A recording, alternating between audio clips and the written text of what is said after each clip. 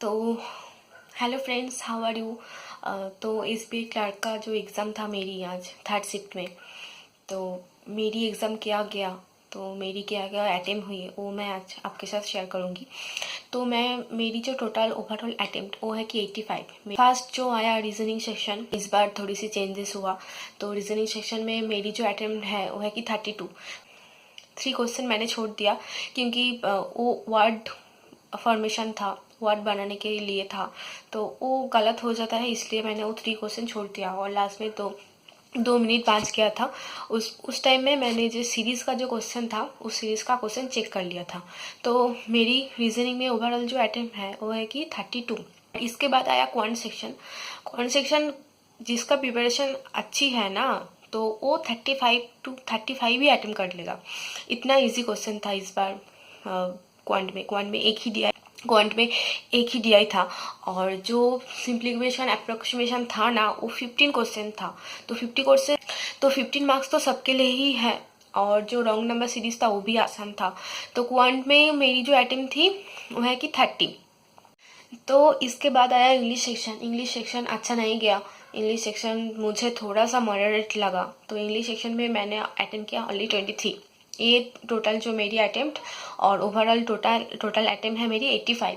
ये SBI clerk का मेरी जो अटेम्प्ट। तो इसके बाद सेक्शन वाइज क्या क्या क्वेश्चन था वो मैं आपके साथ शेयर करूँगी। टोटल ओवरऑल क्या क्या क्वेश्चन था। तो आज मेरी जो एग्ज़ाम थी ना वो है कि थर्ड शिफ्ट में। तो मैंने घर से निकल गया था 10 बजे तक सुबह। तो मैंने कोई एनालिसिस का वीडियो नहीं देखा, तो मैं नहीं जानती कि इस बार फर्स्ट में रीजनिंग सेक्शन आ रहा है।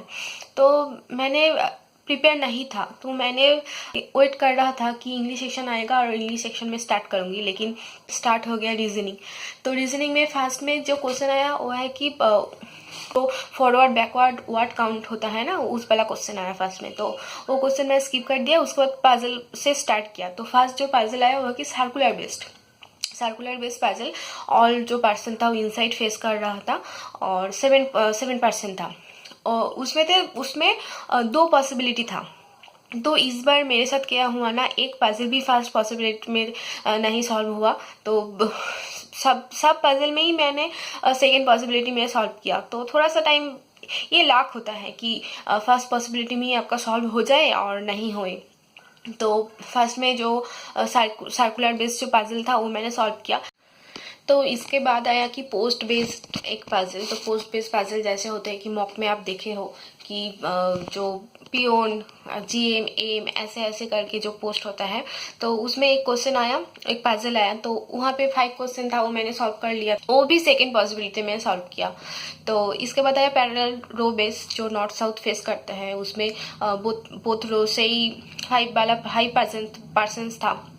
नॉर्थ में भी 5% नॉर्थ फेस कर रहा था, और साउथ में भी 5% था। इसके बाद ऑर्डर रैंकिंग का क्वेश्चन था, 5 क्वेश्चन।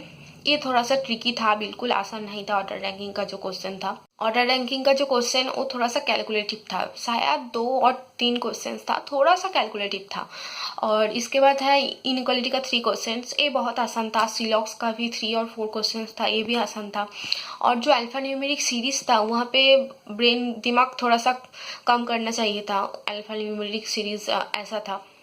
तो इसके बाद ब्लड रिलेशन था, वो इजी था, वो मेरे से बन गया। फर्स्ट में तो मैंने छोड़ दी थी, स्किप कर दी थी, लेकिन बाद में जब वो सॉल्व किया तो हो गया था। ब्लड रिलेशन वो इजी था। ब्लड रिलेशन फंसाने वाला रहता है, लेकिन ये इजी था। और डायरेक्शन का शायद 1 और 2 क्वेश्चंस था, वो भी इजी था डायरेक्शन का। और एक चाइनीज कोडिंग का ऐसा न्यू क्वेश्चंस था कि वो 3 वर्ड थी। 3 वर्ड के बेस में 3 नंबर थी, तो वो मैंने स्किप कर दिया था। एक तो उसके जैसा नहीं था, तो मैंने वो छोड़ दिया था।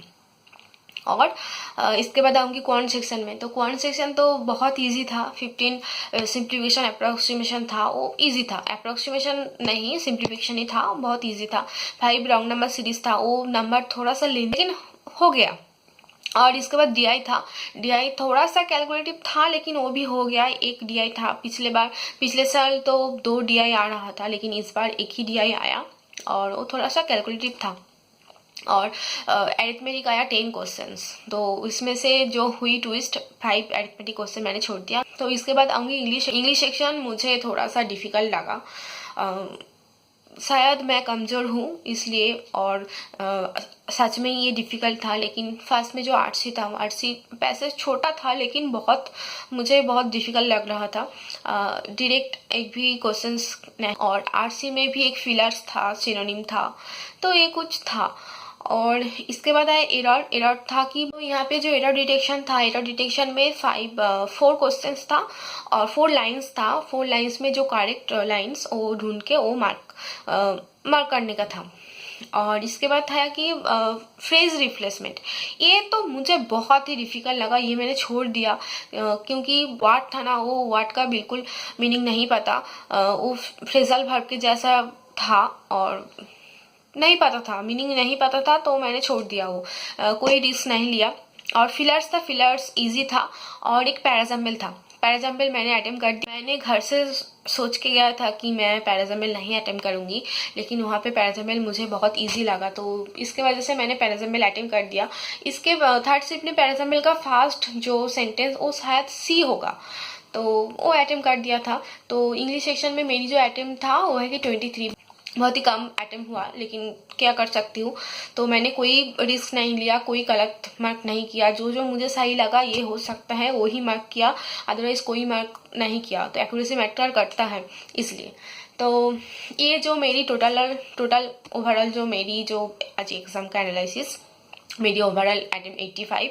तो देखते हैं, पिछले साल मेरी फर्स्ट एग्ज़ाम थी SBI क्लर्क, और उसमें से मैं जो अटेम्प्ट किया हुआ है कि शायद 70 के आसपास मैंने अटेम्प्ट किया और मैंने मार्क्स मिला है 55। तो इस बार देखते हैं, इस बार अटेम्प्ट 85, तो मुझे क्या मिलता है तो देखते हैं। ठीक है, बाय, गुड नाइट।